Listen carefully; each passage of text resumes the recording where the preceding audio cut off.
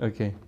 Now, there's a debate now, and this is where we can go into like Q&A sort of debate thing. But the first thing is, does Sikhi change then? Does it evolve? Does it evolve or does it change? Is it significantly different? Or has it evolved? What do you guys think? Maybe think, oh, I don't know, man, this just sounds very different. A lot of unconvinced people here. You know, in Southall, we had 30 people turning out every week, and it was the same crew. There was like a bit of a vibe. Over here, we don't know who's turning up. But, I mean, how many people, like just roughly, because you're not on camera, how many people roughly would say go with evolve? Wow.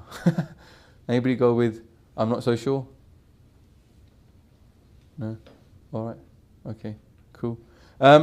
Firstly, obviously I think that it did evolve, but then in many ways you can see it evolving with every guru. You know, Guru Amar Das Ji Maharaj making up all the manjis and the spreading of Sikhi, that's a bit of evolution. Guru Nanak Dev Ji Maharaj doesn't write Bani in Gurmukhi Lipi, but then Guru Angad Dev Ji makes Gurmukhi Lipi.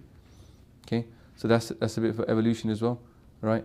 Then, you know, this whole building of cities, you know, like Amritsar, Kiratpur Sahib. Then, but the thing is that what's still happening that's consistent? Let's look at the evolution. How much has actually evolved? Yes, there's Akaal Sena, but in terms of a normal Sikh, and I would say normal Sikh, yeah, I mean a Sikh who's following Sikhi. I don't mean the normal Sikh nowadays who, like, if I was say 21 years old like myself, a normal Sikh doesn't know much about Bani or anything, yeah. But what is a normal Sikh at that time of Guru still do? Their Nitnem, yeah. Still wake up in the morning and they still have to do Ishnan, read their part, okay. Then they still have to in the evening Rara Sahib Kirtan Katha. And what are they doing Katha Kirtan of? Ad Granth, right? Most of us nowadays aren't exactly Dasambani experts, yeah. Although those people that like to argue like to think of themselves as, yeah. But majority of us are lucky if we get to read, you know, 3 or 4 Banis a day from, you know, Guru Granth Sahib Ji. And most of us, people are still doing that back then. And Naam Japna. So Sikh is still the same. All that's happened is the Guru Sahib is taking sort of like a step to establish their, just fortify that kind of political angle.